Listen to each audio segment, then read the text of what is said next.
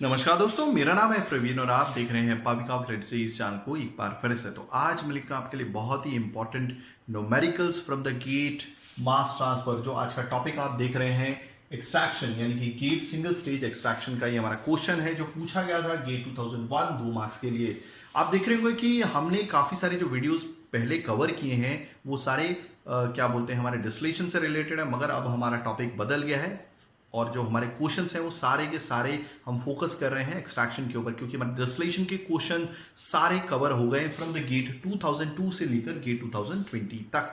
But आगे बढ़ने से पहले अगर आपने मेरा चैनल सब्सक्राइब नहीं किया तो प्लीज ये आपसे बहुत बड़ी सी रिक्वेस्ट कि आप मेरा चैनल सब्सक्राइब कीजिए, लाइक एंड शेयर मत भूलिएगा, ताकि मैं ऐसे ही एजुकेशनल वीडियोस आपके लिए हमेशा हर पल लेके आता हूं। और इसी वीडियो के डिस्क्रिप्शन बॉक्स में अगर आप देखेंगे तो आपको एक लिंक मिलेगा जहां से आप इसी चैप्टर, यानी कि हमारे जो चैप्टर का नाम है that is get mass transfer problems, या फिर इसे बोल सकते हैं प्ले लिस्ट का नाम है गेट मास ट्रांसफर प्रॉब्लम्स के तमाम क्वेश्चन आप गेट 2002 से लेकर, एक्चुअली मैंने ये जो क्वेश्चन देखा है ये एक्चुअली गेट 2001 भी आ गया, तो हमने गेट 2001 से लेकर आपका गेट 2020 तक सारे तमाम क्वेश्चंस कवर कर लिए हैं ऑलमोस्ट। अगर कोई रह गया हो तो आप कमेंट कर सकते हैं सर ये क्वेश्चन रह गया है, मैं हाजिर हो जाऊंगा उन्हीं क्वेश्चंस को लेके। तो आप डाउनलोड कर सकते हैं, सजेस्ट कर सकते हैं अपने फ्रेंड को। इसमें तमाम chemical engineering, then your mechanical engineering, civil engineering के काफ़ी सारे सब्जेक्ट्स आपको देखने को मिलेंगे, लाइक फ्लूइड मैकेनिक्स है, फ्लूइड मशीनरी है या फिर फ्लूइड मशीन्स है, स्ट्रेंथ ऑफ मटेरियल है, हीट ट्रांसफर है, अलग अलग सब्जेक्ट्स आपको देखने को मिलेंगे। एक और रिक्वेस्ट है, अगर आपको लगता है कि हमारी वजह से आपके बहुत अच्छे मार्क्स हैं आपके एग्जाम में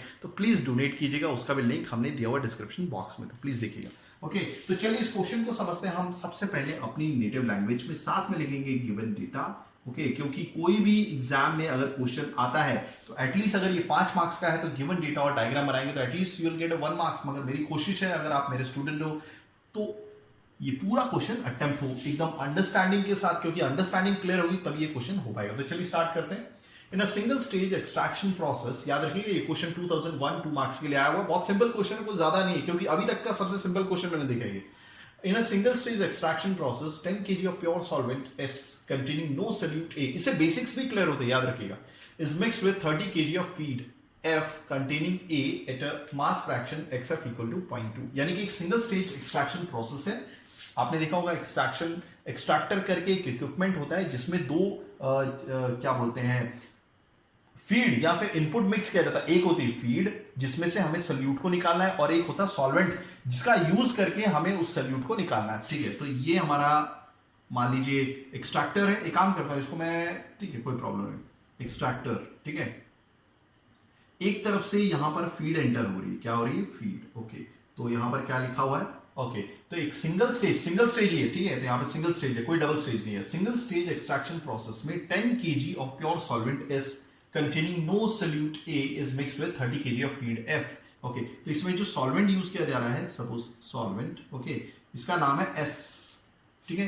लेट मी चेक, मैंने कोई अलग सा नाम दिया हुआ है, नहीं कोई प्रॉब्लम नहीं। ओके, तो ये क्वांटिटी दी हुई है, दिस इज 10 kg। ओके, यहां से सॉल्वेंट डाला है, जा रहा है, ओके, और जिसमें जरा भी सल्यूट ए नहीं है, जिसको एक्सट्रैक्ट करना है। देखिए एक्सट्रैक्ट तो यही करने वाला है, ठीक है, बट इसमें जरा भी ए नहीं है, यानी कि ऑलमोस्ट प्योर है, ठीक है। उसे मिक्स किया जाता है 30 kg ऑफ फीड, यानी कि जो फीड की क्वांटिटी है वो 30 kg दे दी गई है। ओके, कंटेनिंग ए, देखिए इसी में है वो ए और बाकी कुछ और होगा, ठीक है।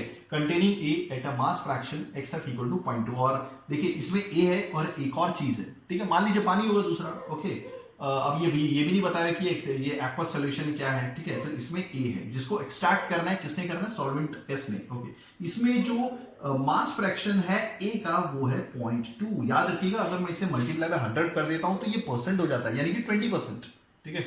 ओके, आगे बढ़ते हैं। हाँ, तब तक हम ये लिख लेते कि they have given feed equal to, कितनी दी हुई है, this is 30 kg। Okay, solvent S भी दिया हुआ है, this is solvent that is equal to 10 kg।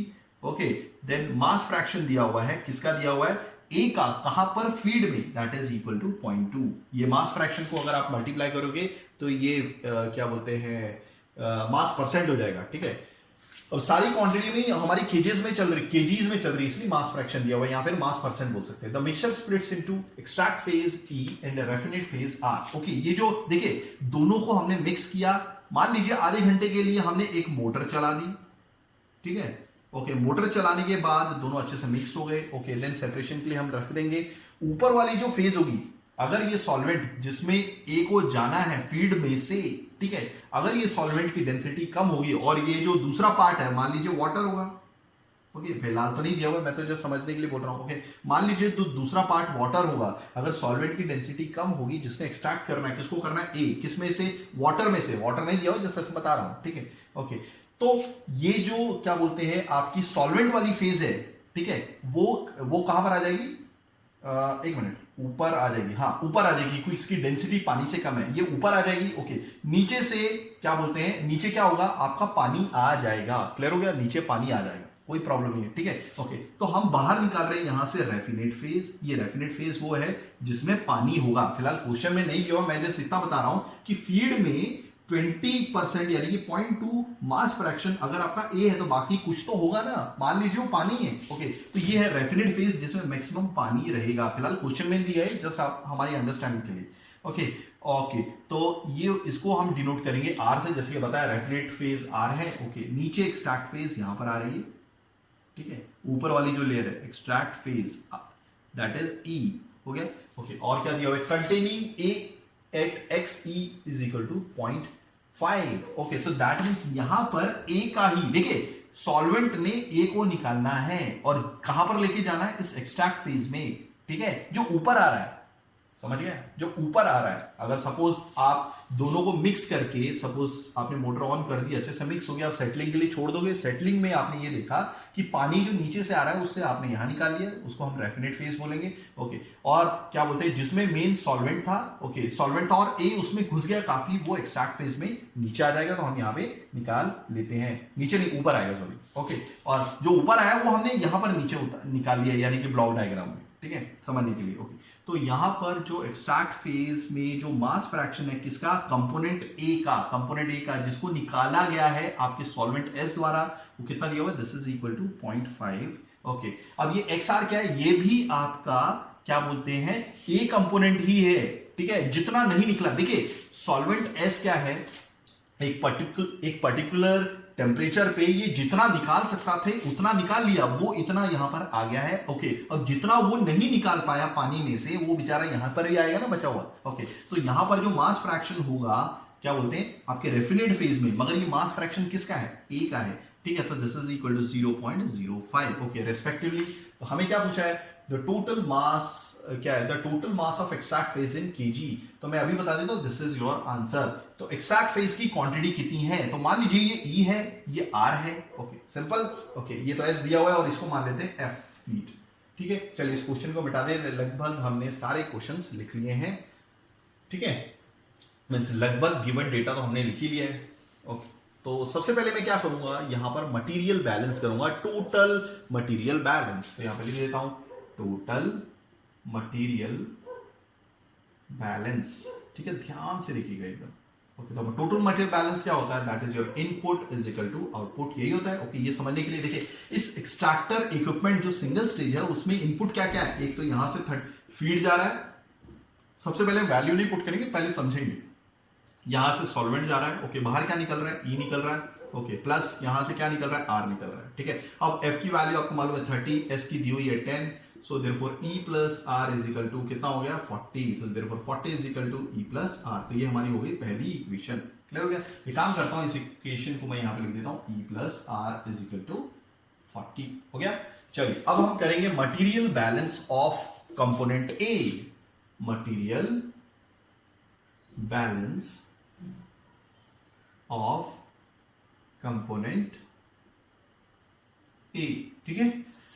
Late me check everything is working fine, या सब ठीक ठाक चल रहा है। चलिए, तो मटेरियल बैलेंस ऑफ कंपोनेंट ए, तो देखिए फीड का कितना परसेंट आपका ए कंपोनेंट है। फिलहाल हमें परसेंट यानी कि मास परसेंट दिया नहीं हुआ, ये मास फ्रैक्शन है, ठीक है। तो याद रखिएगा, क्लियर हो गया। अब मैंने क्या बोला कि ये मास फ्रैक्शन है, तो अगर इसे 100 से मल्टीप्लाई करेंगे तो ये मास परसेंट बन जाएगा। अभी मास परसेंट यानी कि वेट परसेंट है, कहने का मतलब है, ठीक है। तो सिंपली आपको क्या करना है, फीड इनटू, देखिए फीड इनटू, ये डॉट लगा दिया, इनटू एक्सएफ।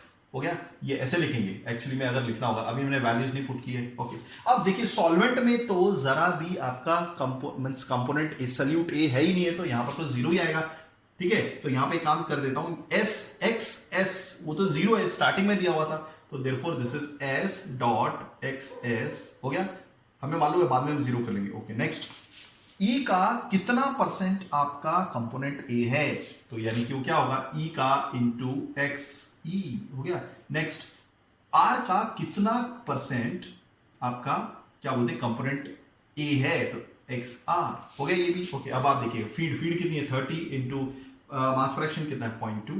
ओके, इंटू लगाया हुआ है। ठीक है, प्लस एक्सेस तो जीरो है, तो ये तो पूरा जीरो हो गया, इक्वल टू ई का तो हमें पता नहीं है। ओके, डॉट क्या बोलते हैं एक्सी कितना दिया हुआ है, 0.5 दिया हुआ है, देखिए इंटू लगा देता हूँ 0.5। ठीक है, प्लस आर। ओके, आर की वैल्यू तो हमें पता नहीं है, एक्सआर की वैल्यू दी हुई है, दिस इज इंटू 0.05। ओके, अब मैं क्या करूंगा, क्योंकि हमें ई बोला गया था फाइंड आउट करने के लिए, यानी कि दिया हुआ है कि एक्सट्रैक्ट फेज कितना है, यहाँ पे लिख देता हूँ क्वेश्चन मार्क। ठीक है, तो मैं यहाँ पे आर की जगह क्या पुट करूंगा, इस इक्वेशन का यूज करके, देयरफॉर आर की जगह क्या करूंगा, 40 माइनस ई, तो ये वाली वैल्यू मैं यहाँ पे पुट कर दूंगा, तो दिस इज 30 इंटू, आप ये कैलकुलेटर में सॉल्व कर सकते हैं, 30 into 0.2 is equal to E into 0.5 plus R की जगह मैं क्या पुट करूंगा, this is 40 minus E. Okay, into 0.05। Okay, ये बीच में इंटू है। ठीक है, अगर आप इसे मल्टीप्लाई करेंगे, ई को इकट्ठा करेंगे, सो देयरफॉर ई जो हमें वैल्यू मिलेगी, तो this is which is coming out to be, okay, काम करता हूं, मैं सॉल्व कर ही देता हूं क्योंकि मैंने सॉल्व किया हुआ है। Okay, 30 into 0.2 is 0.6। Okay, then this is okay 0.5 E, ये ई है। ओके, अब इसको इससे मल्टीप्लाई कीजिए, कितना है, let me check, this is coming out to be कितना है, 0.05 into 40। Okay, this is coming out to be 2। ठीक है, माइनस 0.05 ई। ओके, अगर आप इसकी वैल्यू को निकालेंगे, so therefore E is equal to 8.89 KG, तो ये जो थी वैल्यू थी आपकी। वैसे ई आया तो आप आर भी निकाल सकते हैं, वैसे आर तो निकालने के लिए नहीं बोला, तो यहाँ पे पुट कर दीजिए 40 माइनस क्या बोलते हैं 8.89। ठीक है, तो आप निकाल सकते हैं। लेट मी चेक, मैं कैलकुलेट कर लेता हूँ, कोई प्रॉब्लम नहीं। 40 minus 8.89, so this is coming out to R जो आ रहा है, this is 31.11 kg. Okay, so that was your answer. I hope आपको समझ में आया होगा ये सारा क्वेश्चन कि कैसे करना है। अगर आप ऐसी एजुकेशनल वीडियोस चाहते हैं तो please do right a comment, मैं पूरी कोशिश करूंगा टाइमिंगली वीडियोस लेके आने की। थैंक्स फॉर वॉचिंग, धन्यवाद, थैंक यू। आई होप आपको ये कॉन्सेप्ट समझा होगा, मेन है कॉन्सेप्ट समझना। ठीक है, इसके बेसिस पे आप सारे क्वेश्चन कर सकते हैं। चलिए, थैंक यू।